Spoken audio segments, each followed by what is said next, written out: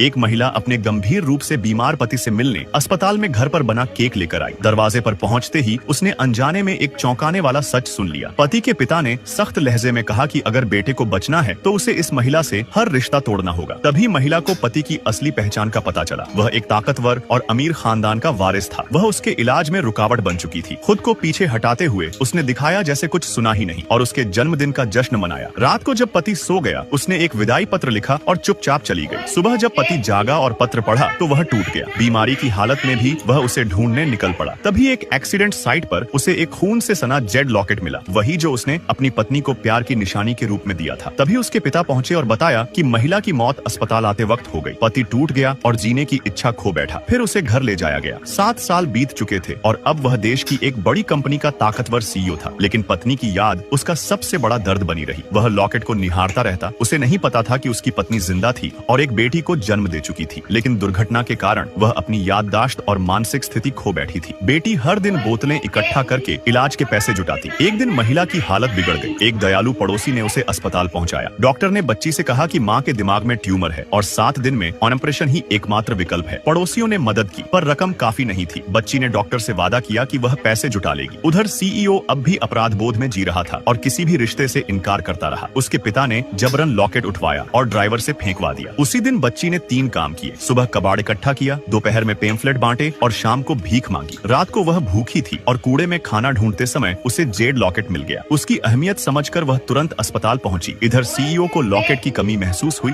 और उसने पूरे शहर में खोज शुरू कर दी। सीसीटीवी फुटेज से बच्ची का पता चला। सहायक ने पहुंचकर उससे लॉकेट छीनने की कोशिश की। बच्ची ने मना किया लेकिन वह जबरदस्ती करने लगा। डॉक्टर ने उसे बताया था कि आज आखिरी दिन है, जबकि बच्ची ने लॉकेट को कसकर पकड़े रखा। सीईओ पहुंचा लेकिन बच्ची को ठग समझकर धक्का देकर चला गया। बच्ची ने डॉक्टर को अपनी सारी जमा राशि दी और मां के इलाज की गुहार लगाई। डॉक्टर ने बताया कि वह आदमी देश के सबसे अमीर परिवार का वारिस है। अब पैसा कुछ नहीं कर सकता। बच्ची मां को दूसरे अस्पतालों में ले गई लेकिन कोई इलाज को तैयार नहीं हुआ। अंत में एक डॉक्टर ने कहा अगर सीईओ की लिखित सहमति रात 12 बजे तक मिल जाए तो वह ऑपरेशन करेगी। इसलिए बच्ची ने सब कुछ दांव पर लगाकर सीईओ की गाड़ी रोक ली।